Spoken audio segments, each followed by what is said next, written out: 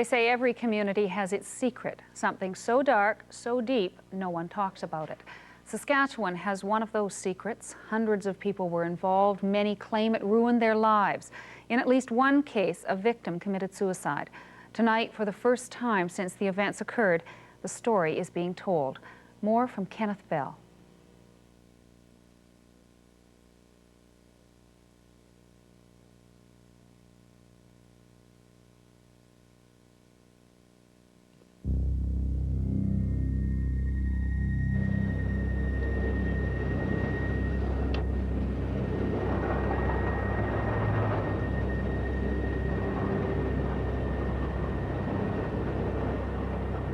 If I went and put this into the water supply of Regina, 3/4 of the city would be schizophrenic by noon the next day. Badly used, it's a dangerous drug. It was all an experiment, so they didn't know how just the limit. There were people who were said committed suicide by faulty judgment. For many, the drug was a nightmare from which they never recovered.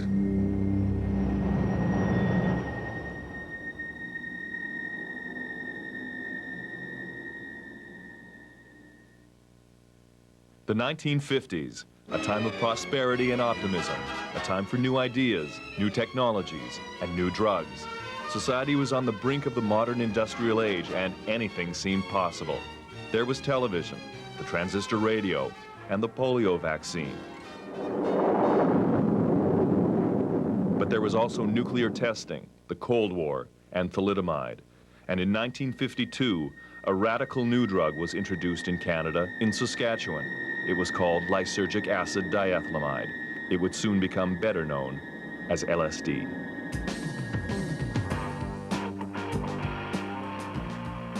LSD is synonymous with the hippie culture of the 60s, a generation whose motto was tune in, turn on, and drop out. But a decade before acid exploded on the world scene as a street drug, more than 500 Saskatchewan businessmen, politicians, nurses, students, and artists were tuning in, turning on, and dropping out, all with the okay of the provincial government. My body started to shake, I thought. And then music gets like it's right inside you, on into the catatonic, periodic horror show, and no physical pain, but a very great feeling of sort of explosiveness, like yeah. Art Mackay was a professor and one of Canada's most important artists when he volunteered to take LSD. He was a member of the famous Regina 5 group of artists, and his work still hangs in the National Gallery of Canada.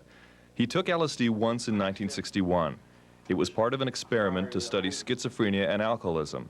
It was sponsored by the federal and provincial governments and the University of Saskatchewan between 1952 and 1962. I didn't know very much about psychiatry, which I think was a great advantage. Dr. Abram Hoffer, who would later go on to develop controversial vitamin therapy for schizophrenia, was the Saskatchewan-born psychiatrist who headed the experiment. He worked with Humphrey Osmond, a prominent British psychiatrist. His idea was that if we were to examine normal people who had taken LSD and have them describe to us what the experience was, this would then give us some indication of what it was like to live inside a schizophrenic body. The research was mainly done at the Weyburn Mental Hospital, the University Hospital in Saskatoon, and the Monroe wing of the Regina General Hospital. LSD was valuable because it could induce a temporary schizophrenic state. But the new drug was completely untested. Like the other volunteers, Art Mackay had become a human guinea pig. See, I should have known, because we had to sign a paper before we did that, saying this is an experience and not an experiment. And the University of Saskatchewan will not be responsible for what happens. What happened was a devastating experience.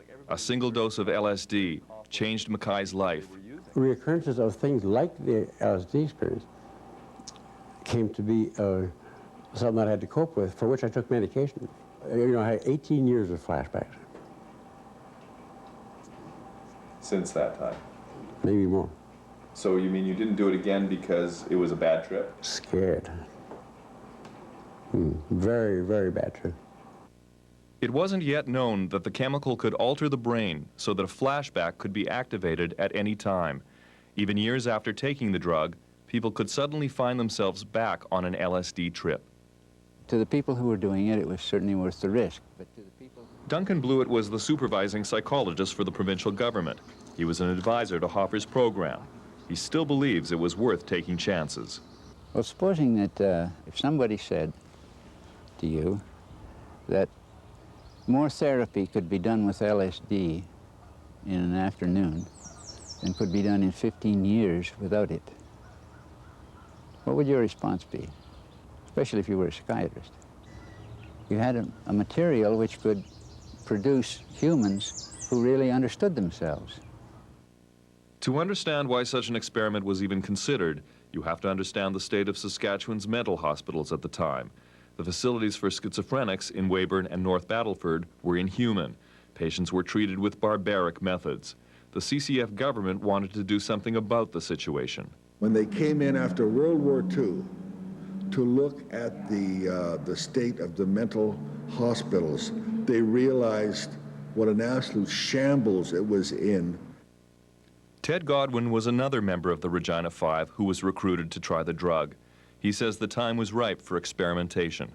Saskatchewan had the only freely elected socialist government in the Western Hemisphere. So, of course, the most brilliant liberal intellectuals in the civilized world would all come to see the great experiment. The movers and shakers of the social conscience of the 20th century, and they all came to Regina. We stand at the crossroads. That social conscience, along with the financial need to empty the hospitals, led Tommy Douglas's CCF government to look for a remedy. In 1952, Humphrey Osmond came from England to be clinical director at Weyburn Hospital. He brought word of LSD, and the government had its answer. There was no problem attracting large numbers of willing volunteers because the government-backed experiment was seen as legitimate. Artist John Nugent didn't take the drug, but knew many who did. There were business people going through this experience, there were medical, because the nurses were readily available. Students, I knew that students were having it, and I thought that was rather irresponsible, young students.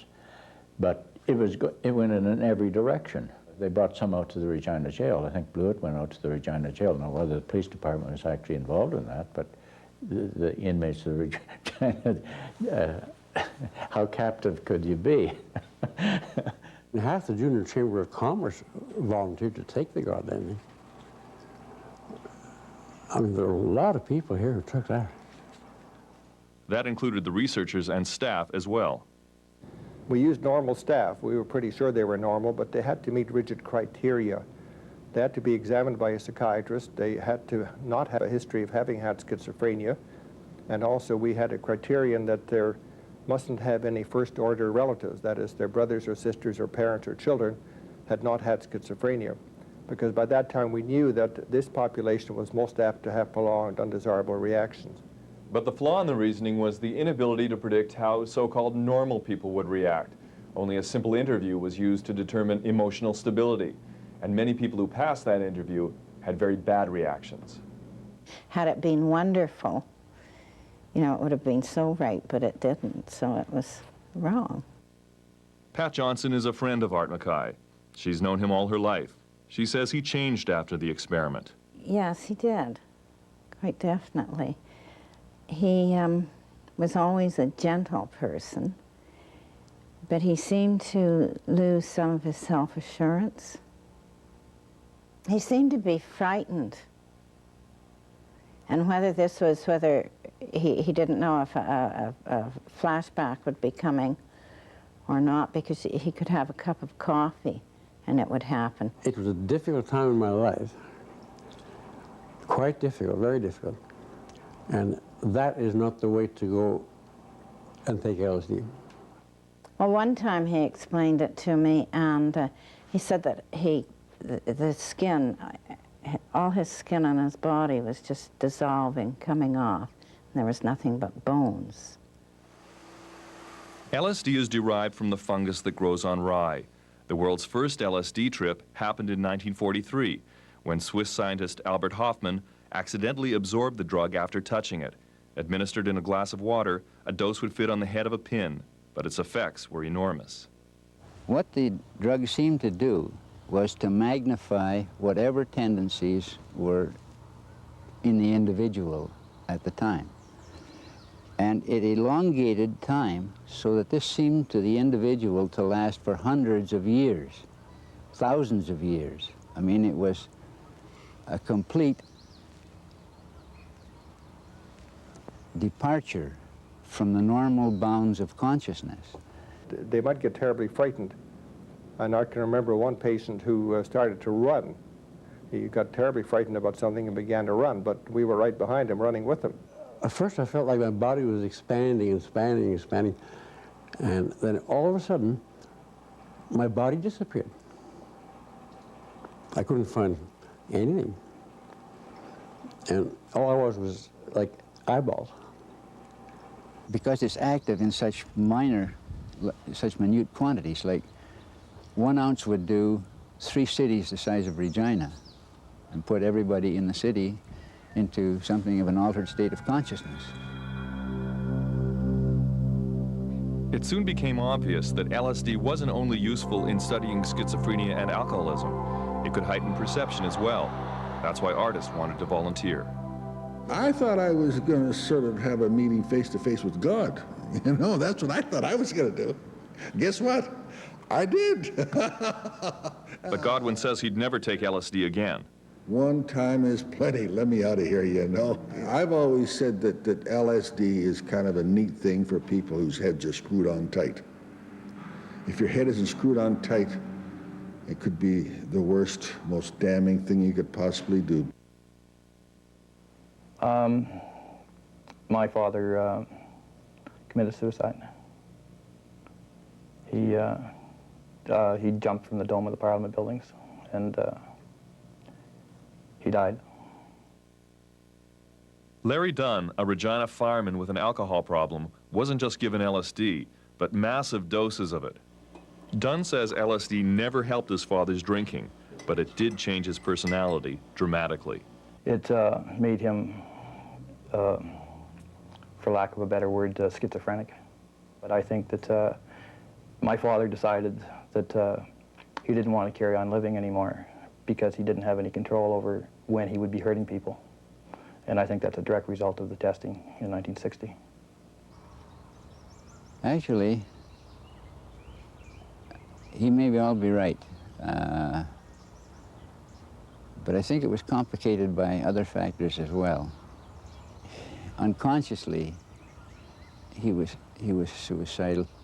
And Dunn says his father shouldn't have been given the drug if only emotionally stable people were to be tested. But he says Blewett was determined to promote LSD regardless of the outcome. What exactly did Duncan Blewett tell him? That it was the greatest thing since sliced bread. It should run out of the taps. That absolutely no harm could ever come to anybody that did LSD. Blewett says patients were warned. It was dangerous, very dangerous. So is any exploration. People who volunteered for it were told that it was dangerous. But in fact, according to a document written by Blewett and found in the university archives, volunteers were told exactly the opposite. There is really nothing to be concerned about from the point of view of your health or of any bad mental effects from the drug. Thousands of people have taken it without any ill effects, while nearly all of them have found its effects remarkable and wonderful. Pat Johnson says Art Mackay also attempted suicide and had to be hospitalized several times a year. At times he was unaware of what he was doing. And I really don't think he knew he was in his own body. It was sort of like watching someone else. And it was also a cry for help. Well, the drug takes over everything. That's the experience of many people I spoke with. One nurse who refused to go on camera told me she's under psychiatric care for depression because of the tests.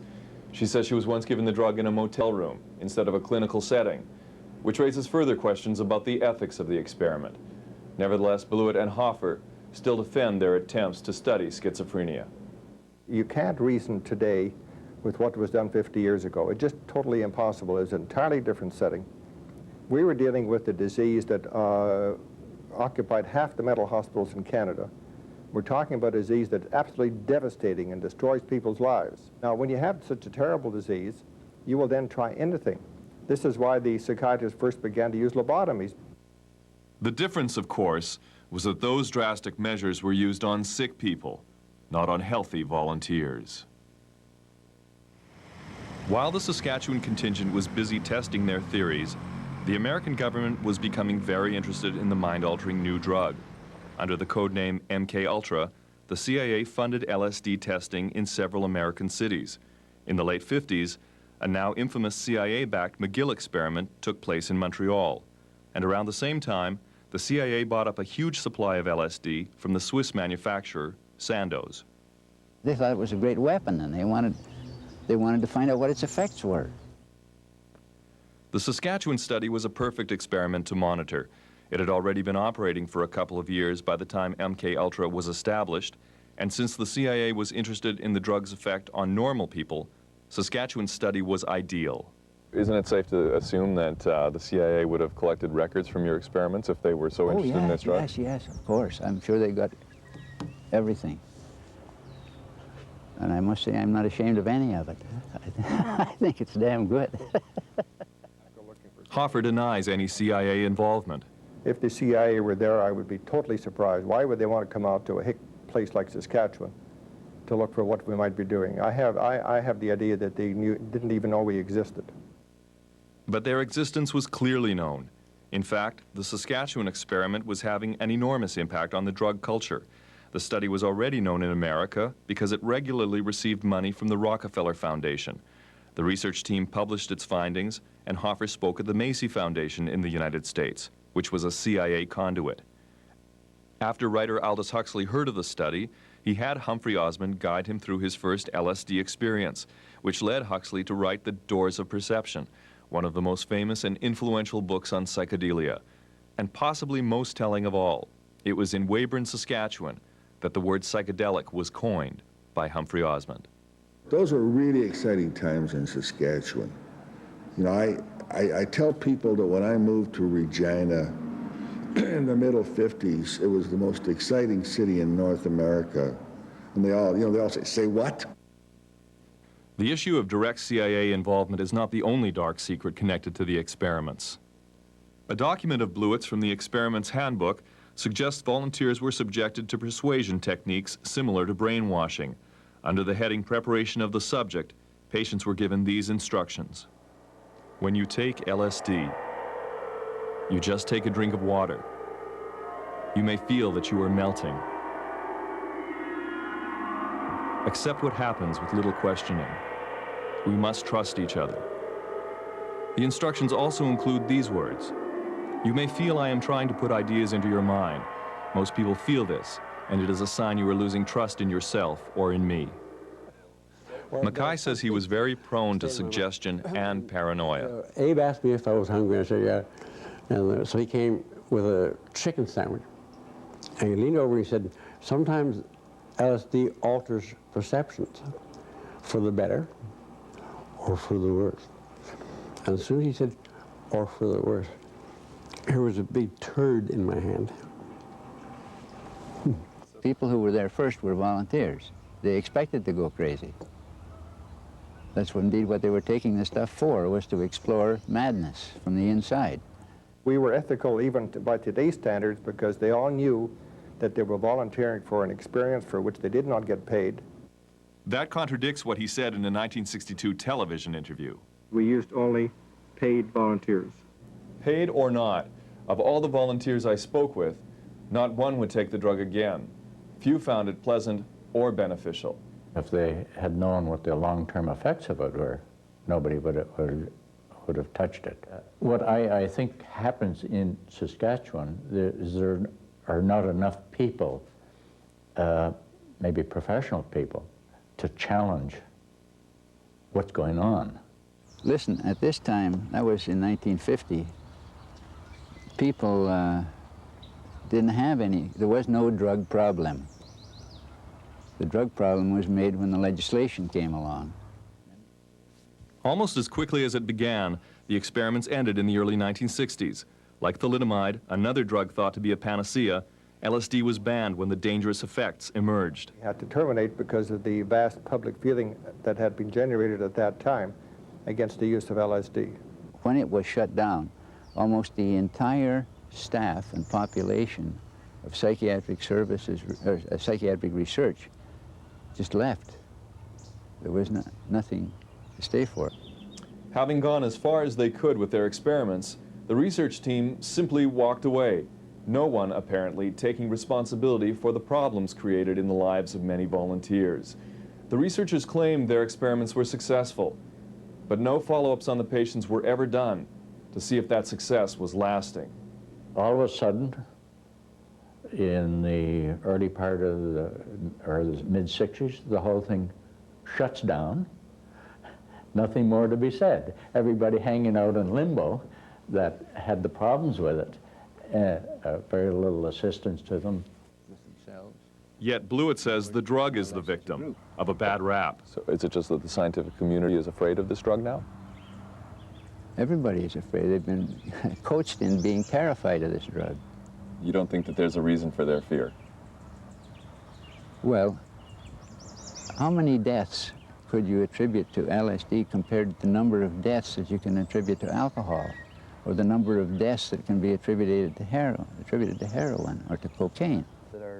Larry Dunn knows of at least one. If some testing would have been done prior to the massive doses that they were administering to my father, I'm sure that it would have been outlawed much sooner. In the 1960s, many LSD researchers were criticized by the scientific establishment for practicing bad science.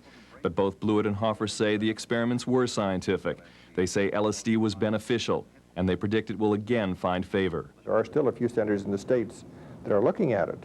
And I suspect within the next 10 or 20 years it might come back in. It will again start a change of consciousness, such as happened in the 60s.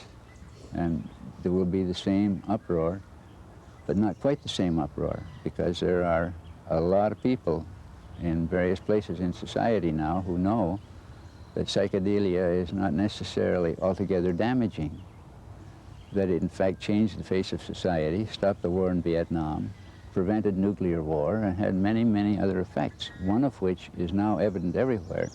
It made people question authority. Despite the numerous reports of continuing bad effects, no one has ever asked for compensation. Because of the nature of the drug, no one can clearly prove that it was the LSD that caused their problems, although Hoffer does admit LSD played a part. That these were people who probably had the genetic potential for becoming schizophrenic, and I think that the LSD activated the psychoses, which became quite obvious later on. So the victims are left as they were when the experiments suddenly ended. Just sort of shut down. No, can't do anything. The testing in Saskatchewan is almost like a small-town secret a lot of people have wanted to forget. Many didn't want this story told because of the stigma that still surrounds the drug. Others denied the experiments even took place, but the effects still linger. Soon after our interview, Art Mackay was once again admitted to the psychiatric ward at the Regina General Hospital. Now nearly 3 decades after it was outlawed, LSD is making a big comeback on college campuses. Its advocates say it helps them escape reality and makes everything beautiful. But there's no guarantee that will happen. And for many of those involved in the Saskatchewan study, things might have been much more beautiful if they'd never heard of LSD. Kenneth Bell, CBC News, Regina. We'll be back in just a moment.